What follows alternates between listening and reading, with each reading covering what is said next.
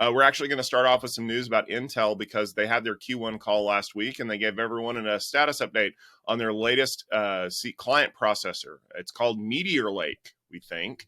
It's their first disaggregated CPU, and that's the first one that's going to be offered on their Intel 4 process node.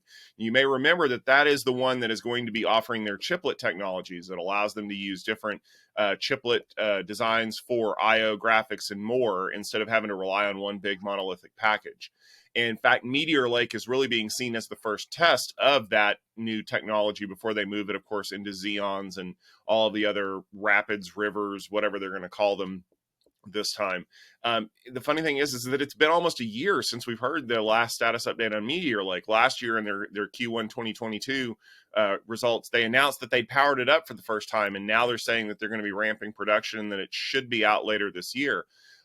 Chris, the question that I have is, are they going to be able to hit that deadline? Because we've seen problems with Sapphire Rapids.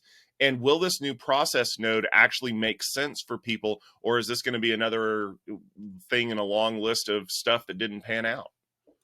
Yeah, they're both really good questions, I think. On the manufacturing side, this is the lead product for Intel's next generation EUV-based Intel 4 process node.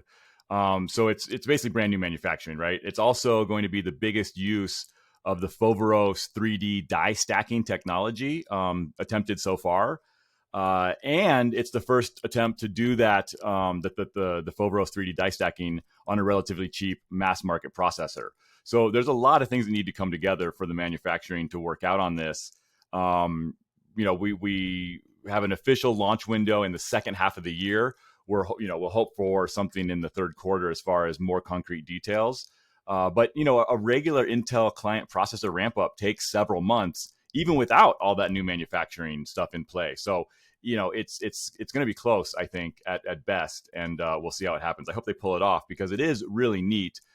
This is the 14th generation of Intel's core processors, for those who are counting.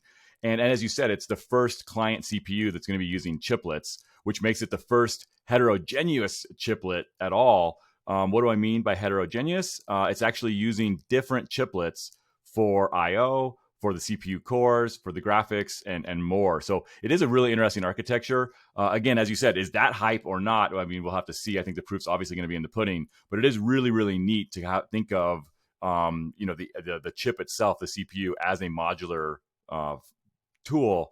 That could get really interesting in the future, right? I kind of am excited to see what could come of this in the future. So I hope they pull it off, and I hope it plays out well.